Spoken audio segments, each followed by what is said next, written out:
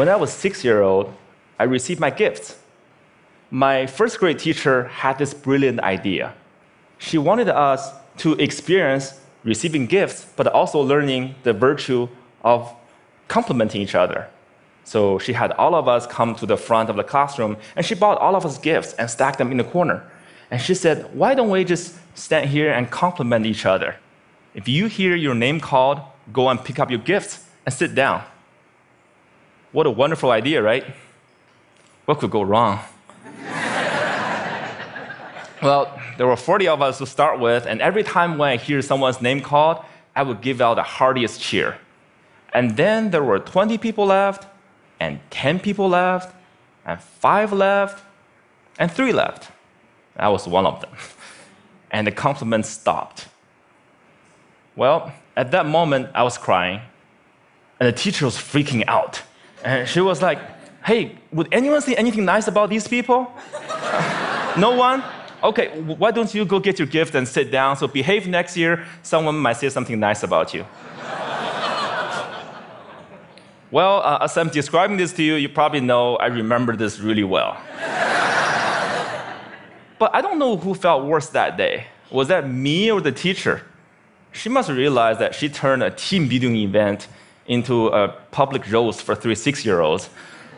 And without the humor, when you see people get roasted on TV, it was funny. There was nothing funny about that day. So that was one version of me, and I would die to avoid being in that situation again, to get rejected in public again. That's one version. Then fast forward 8 years, Bill Gates came to my hometown, Beijing, China, to speak, and I saw his message. I fell in love with that guy. I thought, wow, I know what I want to do now. That night, I wrote a letter to my family telling them by age 25, I will build the biggest company in the world, and that company will buy Microsoft. I totally embraced this idea of conquering the world, domination, right? And I didn't make this up. I did write that letter, and here it is. You don't have to read this through, and this is also bad handwriting, but I did highlight some keywords. You get the idea. So that was another version of me wanting to conquer the world. Well, then 2 years later, I was presented with the opportunity to come to the United States. I jumped on it, and because that was where Bill Gates lived, right? So I thought that was the start of my entrepreneur journey. Then fast forward another 14 years, I was 30. Nope, I didn't build that company. I didn't even start. I was actually a marketing manager for a Fortune 500 company, and I felt I was stuck. I was stagnant. Why is that? Where is that 14-year-old who wrote that letter? It's not because he didn't try. It's because every time I had a new idea, every time I wanted to try something new, even at work, I wanted to make a proposal, I wanted to speak up in front of people in a group, I felt there was this constant battle between the 14-year-old and the 6-year-old. One wanted to conquer the world, make a difference. Another was afraid of rejection. And every time, that 6-year-old won. And this fear even persisted after I started my own company. I mean, I started my own company when I was 30. If you want to be Bill Gates, you got to start sooner or later, right? When I was an entrepreneur, I was presented with an investment opportunity. And then I was turned down. And that rejection hurt me. It hurt me so bad that I wanted to quit right there. But then I thought, hey, would Bill Gates quit after a simple investment rejection? Would any successful entrepreneur quit like that? No way. And this is where it clicked for me. Okay, I can build a better company, I can build a better team or better product, but one thing for sure, I gotta be a better leader. I gotta be a better person. I cannot let that 6-year-old keep dictating my life anymore. I have to put him back to his place. So this is where I went online and looked for help. Google was my friend. I searched, how do I overcome the fear of rejection? I came up with a bunch of psychology articles about where the fear and pain are coming from. Then I came up with a bunch of rah-rah inspirational articles about, don't take it personally, just overcome it. Who doesn't know that? But why was I still so scared? Then I found this website by luck. It's called rejectiontherapy.com. Rejection therapy was this game invented by this Canadian entrepreneur. His name is Jason Comley. And it's basically the idea is for 30 days, you go out and look for rejection. And every day get rejected at something, and then by the end, you desensitize yourself from the pain. And I love that idea. I said, you know what, I'm gonna do this, and I'll film myself getting rejected 100 days. And I came up with my own rejection ideas, and I'll make a video blog out of it. And so here's what I did. This is what the blog looked like. Day one, borrow $100 from stranger.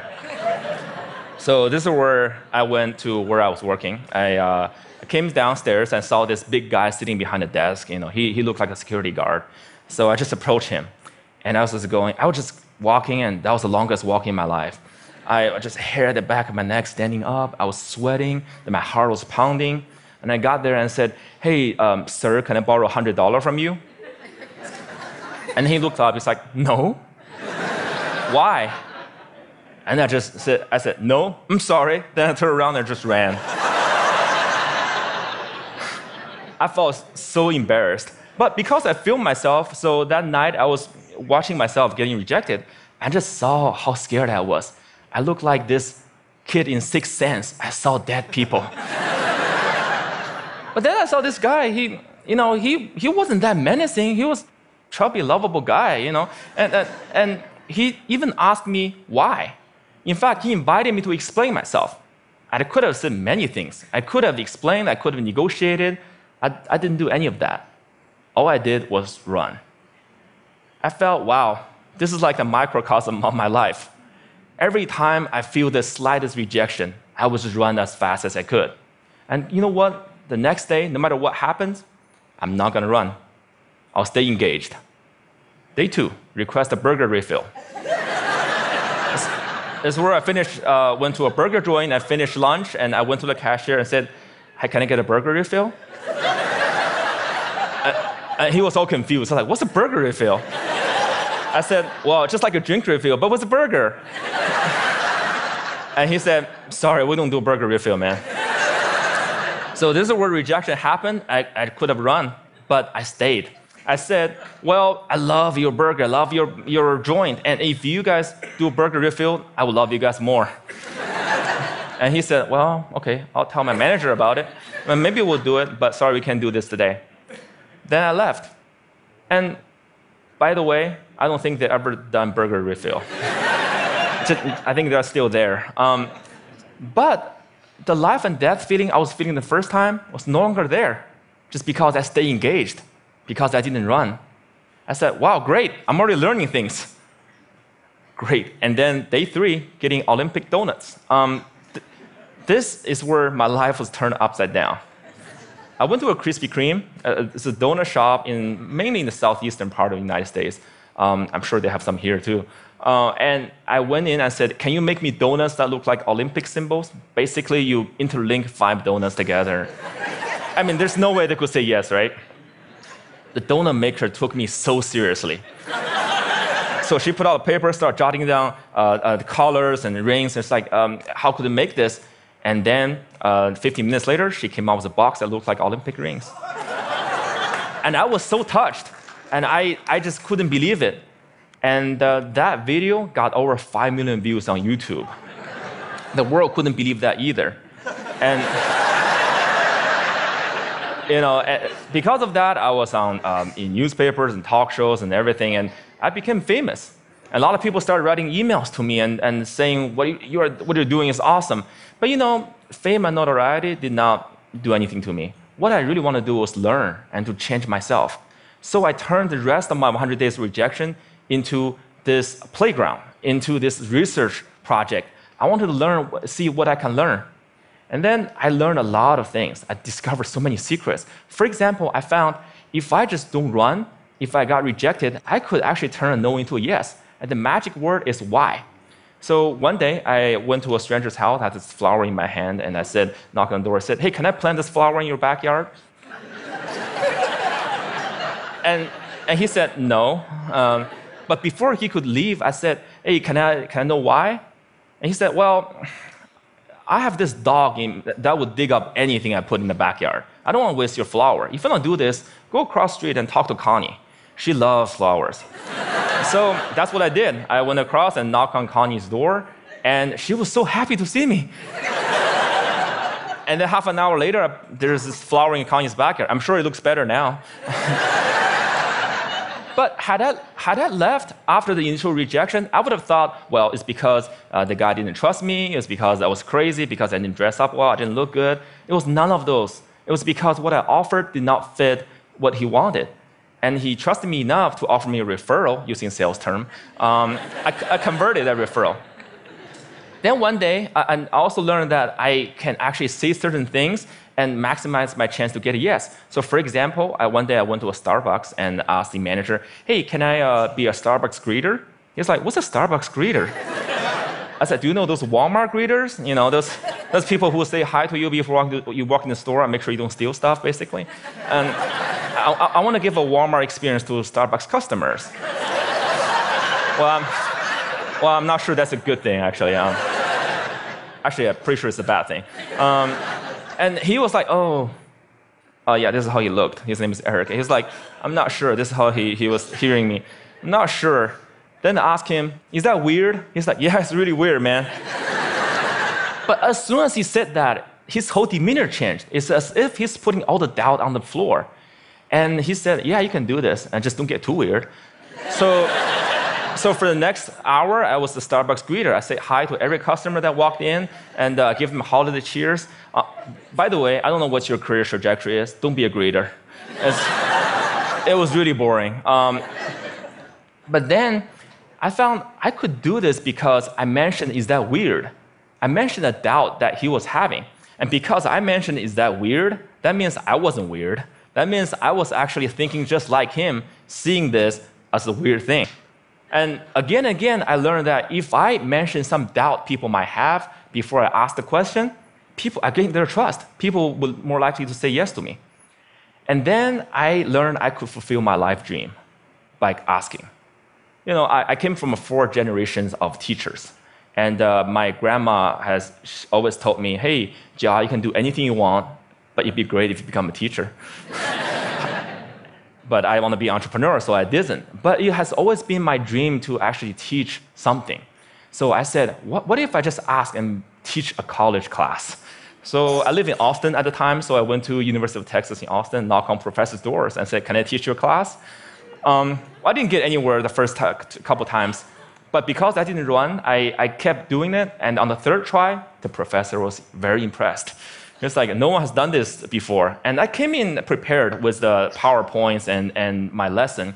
It's like, well, I can use this. Well, when you come back in 2 months, I'll fit you in my curriculum. And 2 months later, I was teaching a class. This is me. You probably can't see this as a bad picture. You know, sometimes you get rejected by lighting, you know. But when I finished teaching that class, I walked out crying because I thought I could just fulfill my life dream just by simply asking. I used to think I have to accomplish all these things, I have to be a great entrepreneur or get a PhD to teach. But no, I just asked and I could teach. And in that picture, which you can't see, I quoted Martin Luther King Jr.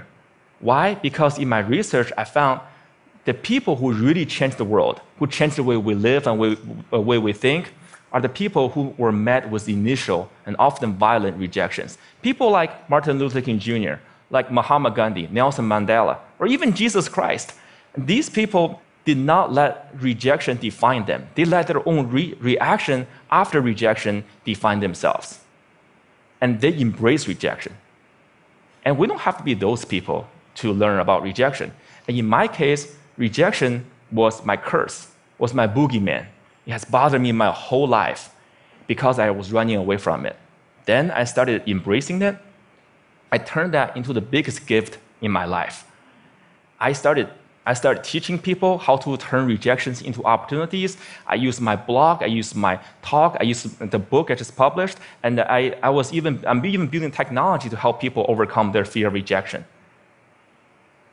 when you get rejected in life, when you are facing the next obstacle or next failure, consider the possibilities. Don't run. If you just embrace them, they might become your gifts as well. Thank you.